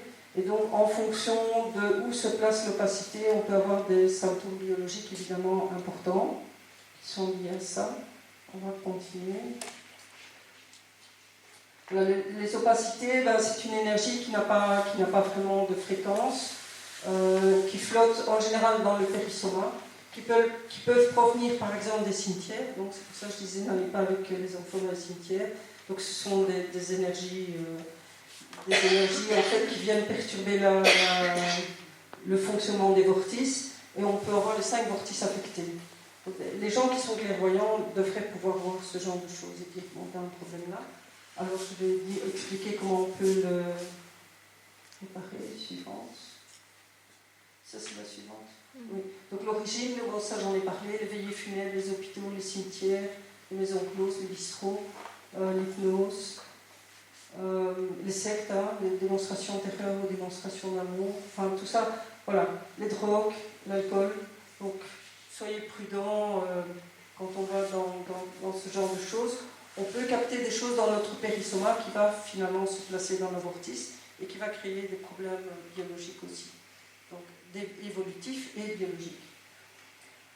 Le genre de problème qu'on peut avoir, bon, si ça se place sur le mental, on peut avoir une insuffisance mentale. Sur le laryngien, on peut avoir des sensibilités et conditions atmosphériques. Sur le cardiaque, on peut faire des crises cardiaques. Sur l'hépatique, on peut avoir des contractions, etc. Alors ici, ça c'est un dessin qu'il a fait. Une personne qui avait une opacité dans le vortice mental. Et quand l'opacité s'enfonçait dans le vortice mental, la connexion qui se fait normalement à l'occiput, ici, remontait. Et donc, il avait son mental, en fait, qui basculait sans arrêt de se mettre sur l'opacité et se mettre sur son vrai mental. Et donc, ça a créé, en fait, un problème de schizophrénie. Il passait d'une personnalité à l'autre en fonction de comment son vortice mental était connecté. Donc, c'est les études qu'il a fait avec le psychiatre. Il y a plein de dessins comme ça qu'il a fait sur la neurolepsie, enfin les phobies, les choses comme ça. Chaque fois qu'il observait quelque chose, il en parlait avec le psychiatre avec lequel il travaillait, et il faisait des dessins pour voir quelles étaient les anomalies énergétiques qui pouvaient expliquer les maladies physiques. Oui. Donc on n'a pas tous égaux, oui. Donc quand, par exemple pour le Covid, les personnes qui ont pu résister à l'obligation vaccinale sont des personnes probablement qui ont un potentiel plus élevé, parce qu'ils ont une individualité plus assise. Et donc on peut dire que des gens qui sont dans le dissidence sont probablement des gens qui réfléchissent plus et qui ont un potentiel plus élevé. Ce n'est pas le cas, hein, parce que comme on l'a dit, à la puberté on peut choisir de faire de la répétition, même si on a un potentiel de 4000, on peut choisir à la puberté de ne pas travailler dans cette vie-ci. C'est tout à fait possible aussi. Oui, suivant. Attends, il reste 20 slides. Oui, mais passe en plusieurs. Oui, ça c'est des manières. Voilà, la suivante. Donc ça c'est une manière en fait de pouvoir travailler sur la réparation des vortices qui sont affectés par des opacités ou des problèmes biologiques. Donc il a développé en fait ce qu'il appelle la musicothérapie, l'énergophonie, qui sont des méthodes de travail énergétique avec de la musique, avec support musique. Mais ici, ce sont des exercices qu'on pourrait très bien faire sans musique. Il associe les modes de respiration avec la visualisation d'une collecte de cellules qu'on vient faire dans les fonds marins, qu'on vient amener dans le vortice sacré dans ce cas-ci, qu'on va relâcher dans le plexus solaire, et puis on recommence le mouvement pendant une demi-heure. Et ça permet pour des gens qui veulent se purifier puisque en fait Zéberio n'est plus là pour venir faire des opérations et chipoter dans nos énergies. En fait, c'est quelque chose qu'on peut faire, qu'on pourrait organiser avec Solaris. Je peux expliquer l'exercice et puis les gens, quand ils savent le faire, après, ils peuvent le faire tout seul. La slide suivante, c'est le même type d'exercice, mais avec un arbre évolutif. Il y a certains arbres qui sont évolutifs, d'autres pas. Et donc ici aussi, on va amener notre pensée à travers le tronc de l'arbre, collecter les énergies qui sont dedans, les ramener ici dans ce cas-ci dans le vortice hépatique, et puis les rejeter par l'expiration, par le laryngien en fait. Ce sont des choses qu'on pourrait organiser Solaris. La ménopause, ça va aller très vite. Donc en fait les énergies, au moment de la ménopause, pour les organes génitaux ne fonctionnent plus de la même façon.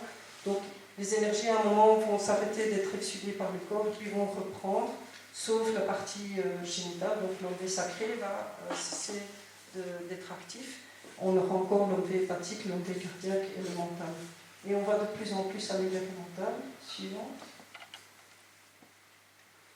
Donc ici, en fait, l'avantage de la ménopause, on peut dire, bon, il n'y a plus rien qui fonctionne, on ne fait plus des bons hologrammes, la partie biologique ne produit plus assez de plasma pour faire des bons hologrammes.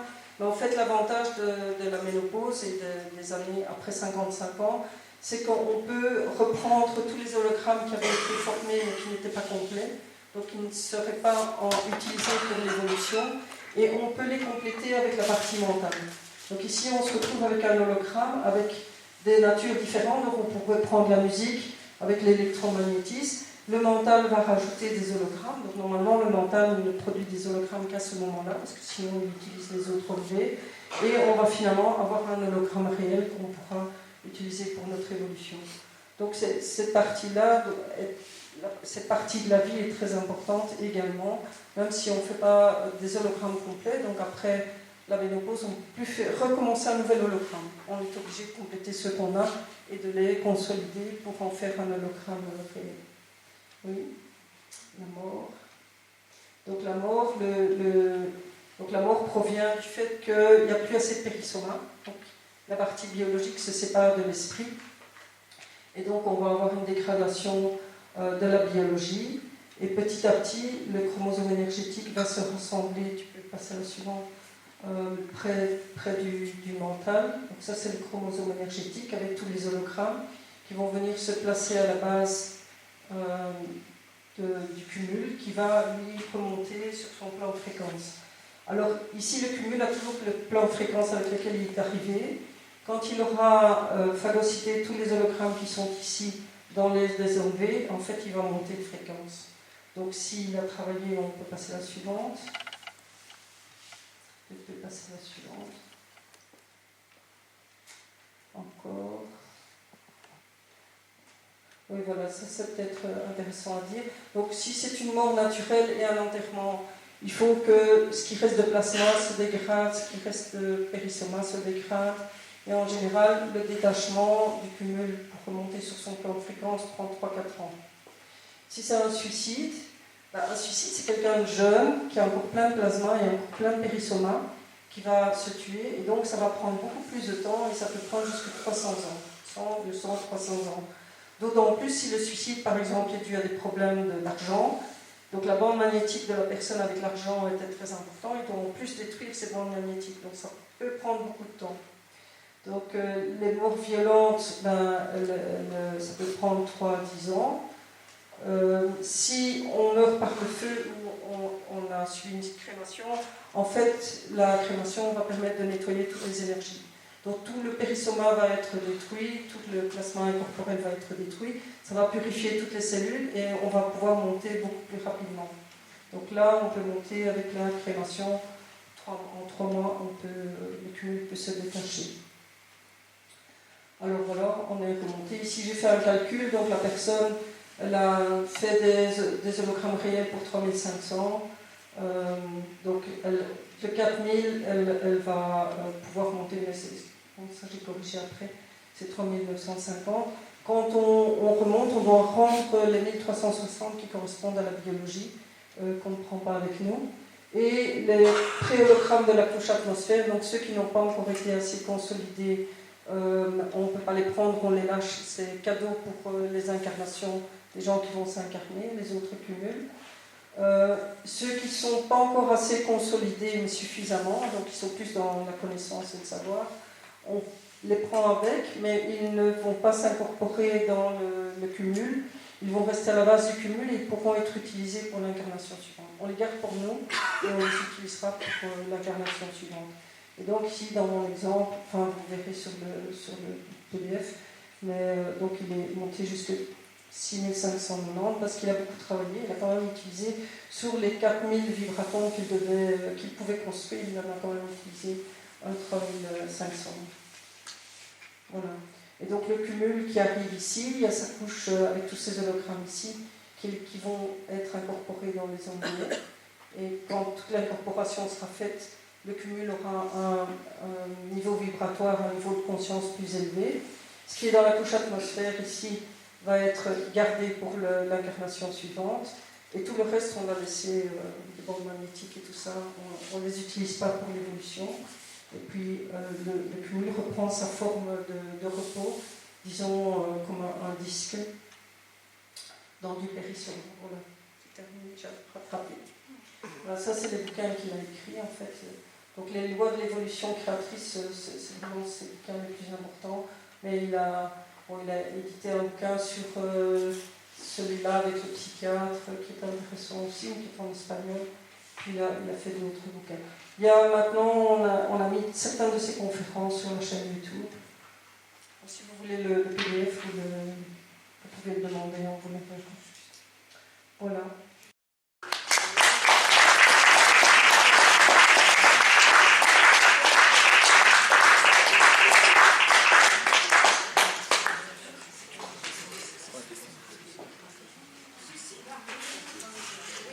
Si vous avez des questions, On peut passer le micro. On fait passer le chapeau. Ah oui, je voulais quand même bien remercier en tout cas l'organisation de cette conférence. Je trouve que c'est hyper intéressant, pas spécialement la mienne, mais le fait qu'on puisse partager des connaissances tous les deux, je trouve ça génial. Et il va y avoir quelqu'un qui va passer le chapeau. Et c'est peut-être une mais je ne sais pas. C'est pas pour moi, c'est pour pouvoir acquérir le matériel, comme les micros, les amplis qu'on utilise. Et voilà, se professionnaliser un petit peu, ce qui est très sympa aussi. Merci à vous tous d'avoir écouté. Et s'il y a des questions, Appelez le micro s'il y a des questions. Personne n'a de questions? tout le monde va. Et moi, je vais Moi j'en avais. juste te faire part d'une expérience. Donc un jour, une fois j'avais fait un soin chamanique. C'était en plus via Zoom et juste après je suis allée me balader dans la forêt et je me suis mis face à un arbre et alors j'ai ressenti directement un truc qui me prenait là au plexus comme tu disais. Donc ça c'est une espèce c'est une bande magnétique qui s'est créée. Oui, ou en fait, C'est un micro. donc l'OV botanique, tout au début de son évolution, pas lui tout seul, quand il est... c'est celui qui va devenir l'OV hépatique. Et donc, il y a ton OV hépatique est passé dans un arbre, qui peut être un chêne, qui est un arbre évolutif. On s'appelle évolutif parce que justement, ces cellules vont passer dans l'arbre. Et donc, tu es peut-être passé dans un chêne, ou tu es passé dans tous les arbres fruitiers sont des arbres évolutifs. Le hêtre est un arbre évolutif. Il y a des arbres éboueurs, comme le bouleau, qui vont... D'ailleurs, on utilise la sève de bouleau pour se nettoyer. Mais il y a des arbres évolutifs. Et donc, nous avons chacun un arbre avec lequel nous avons une condition spéciale. Donc, je dirais, tu n'as pas ressenti dans ton plexus solaire, tu as ressenti ton OV hépatique qui a réagi à l'arbre. Parce que c'est la même énergie, en fait. L'OV hépatique a dit, ouais, un copain, là. Et en fait, il y a probablement une contraction du foie ou quelque chose, une réaction. Ah non, c'était vraiment C'était senti. ici. Oui, la connexion en fait, de l'OV hépatique se fait à peu près là. Ou c'est une bande magnétique, mais l'arbre n'envoie pas de bande magnétique. Mais il se peut que tu as une réaction de ton corps parce que l'OV botanique, qui est devenu l'OV hépatique, en fait, connaît beaucoup mieux certaines énergies de certains arbres. Donc le cumul, c'est plein de... les OV sont séparés au départ, quoi. Et après ils se mettent ensemble pour travailler dans un corps humain. Donc il y a l'OV hépatique, il y a le sacré est passé par les strates terrestres, et il s'est développé dans la terre. Et le mental il fait rien avant d'arriver dans l'homme, mais le cardiaque il passe par tous les animaux marins. Donc le dauphin, le requin, tous les animaux marins, leur biologie est gérée au départ par un couple OMV mental, OMV cardiaque. Et c'est surtout là le cardiaque qui travaille, le mental ne travaille pas chez les animaux. Voilà, donc on a des liens, on hérite dans notre corps de toutes les cellules qui sont passées dans tous les êtres. Donc quand on dit qu'on a des liens avec le monde entier, on a des liens parce que tout cet héritage de connaissances de toutes les cellules qui guident nos cellules biologiques sont dans notre corps. Merci. Et moi je me permets du coup, tu as parlé de l'atmosphère au début, et ses différents niveaux, et comment du coup Zeberio parle des éruptions solaires et du changement de la magnétosphère en cours. Il n'a pas parlé spécifiquement de ça, donc il a dans la troisième partie de son bouquin, et il a développé ça encore plus dans les versions espagnoles et anglaises. Il explique tout ce qui se passe après quand on ne s'incarne plus. Donc il dessine les plans, et sur certains dessins vous avez vu le plan antamorphique, il dessine les plans qui seront la suite de notre vie ici. Donc il a surtout fait une description de tous les plans et de tout ce qui se passe dans ces plans-là. Et il n'a plus parlé, mais il y a des énergies de Saturne, il y a des énergies de toutes les planètes, mais il n'a pas parlé spécifiquement qu'à tel moment il y aurait des éruptions, des choses comme ça. Mais c'est quoi il n'explique pas du tout les énergies qui arrivent. Si, il explique toutes les énergies qui sont captées pour codifier les cellules. Il y a des énergies solaires qui sont très importantes dans certaines cellules. Donc dans le CO, l'énergie solaire est hyper importante. Mais il y a d'autres énergies aussi. Donc chaque astre, en fait, dans son récit qui s'appelle « Et le monde commença, le monde continua », il explique comment toutes les planètes et le Soleil, toutes les étoiles qui nous entourent ont été placées spécifiquement pour amener un certain type d'énergie qui vont permettre, tout est là pour nous en fait, pour permettre à l'homme d'évoluer. Donc évoluons, ne répétons pas. Merci.